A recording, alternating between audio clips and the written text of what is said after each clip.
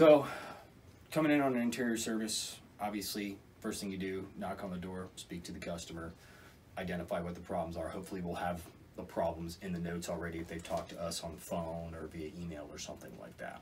So first thing you do is ask the customer where the problems are, what they're seeing. So first thing I ask the customers, hey, what are you seeing?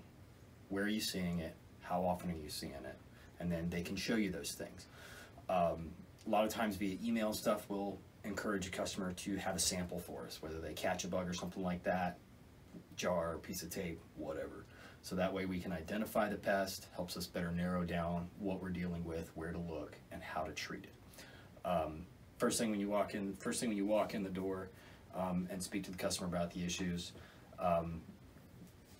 you know, you can either start in the area where they're having that specific problem if it's a callback, or if we're doing an initial service or just a regular inside-outside service. Normally the first thing I do is I start at the front door and work my way in a big circle around the house, inspecting as you go through. The amount of treatment on the inside of the house, very, very, very minimal.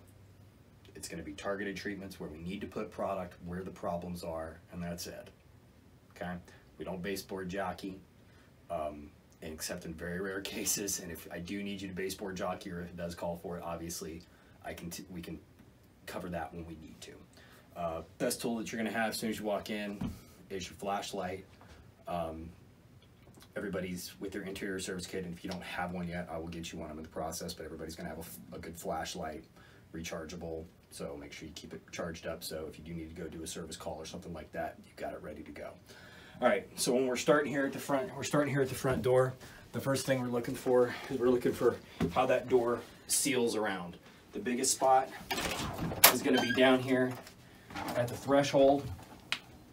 You get a lot of insect activity that can squeeze in over this threshold point through cracks and crevices here. So we want to make sure that if there's a big gap, if this piece of rubber that's in the threshold is worn out or cracked or missing, that we alert the customer to replace that if possible, because you can get a roach, you can get ants, you get all kinds of stuff that'll just squeeze in underneath this area. As far as treatment in these areas, the bulk of that treatment is going to be on the exterior with the perimeter application, but you can also do a crack and crevice treatment with primarily the PT221L in these areas. You take your crack and crevice tip, stick it into that space, little half-second burst along there. You can crack and crevice along the base of that door, and that takes care of that. Okay? All right, so pause it for a sec. So, ready? All right, go. Start at the front door.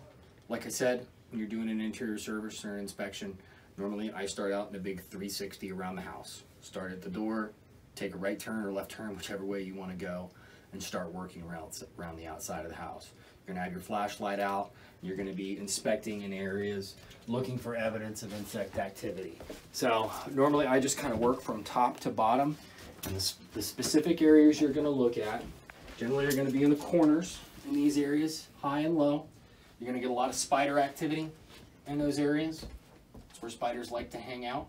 You may see here along the baseboard areas, you may see remnants of dead insects, insects' legs, wings, whole insects, that kind of stuff. That gives you an opportunity to identify what they're dealing with and treat it accordingly. You're going to work around furniture. You're going to treat as necessary. So if we do see a spider in a corner or something like that, you can either stomp on it and kill it, or you can do a direct application treatment with a labeled insecticide. Preferably on that, I'd rather you just stomp it, or if you got gloves on, just squish the damn thing and remove it. First of all, you don't need to apply insecticide on something like that, and insecticide costs money. And that's, you know, we're trying to be as efficient as possible on this. Obviously, if it's a big spider and you're worried about it or something like that, you can pull out your 565 and give it a little shot, kill it, right? Okay, so we're moving through the house, we're inspecting, we're looking for problem areas, we're looking for evidence of insect activity, we're treating absolutely as necessary. One spot to look for here, and we've got some cabinets here. Obviously, these are kind of kitchen style cabinets, but there is a nice little thing that we can look at here. So a lot of times in houses on the corners and on the edges of cabinets, you'll have this void space back behind the edge of the cabinet, the backsplash, it's a perfect little spot for bugs to hide in. Especially in kitchens, because you'll get moisture that'll sit back in behind here.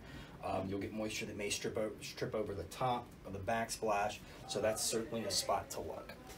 Anything like this where you've got cabinet areas inside of a house around the entry point, so let's say we were coming to a customer's house, and you'll see this a lot with like mud rooms, entry points, that kind of stuff, where they got all the kids' shoes and baseball bags and all that fun stuff.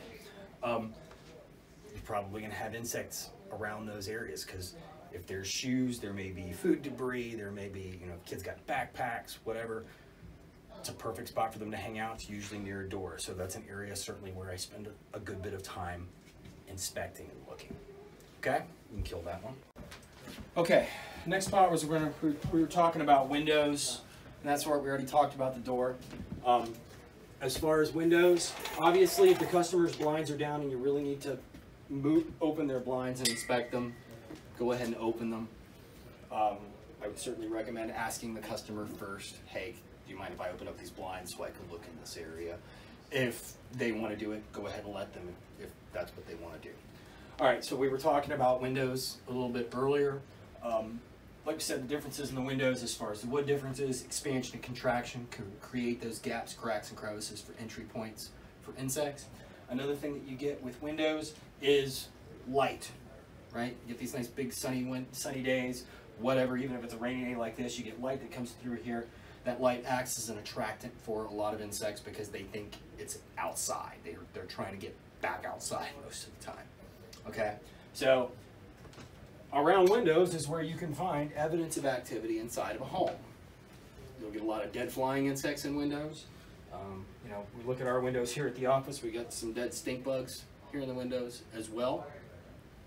So, treatment around windows, doors, that kind of stuff. The same thing like we talked about with the front door. On something like this, we can use the PT221L as a crack and crevice inside this. Why don't you come up here, Matt?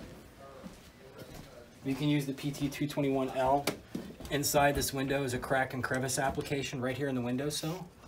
And we can treat here in the corners, or we can crack and crevice across that length of that window from the interior side here.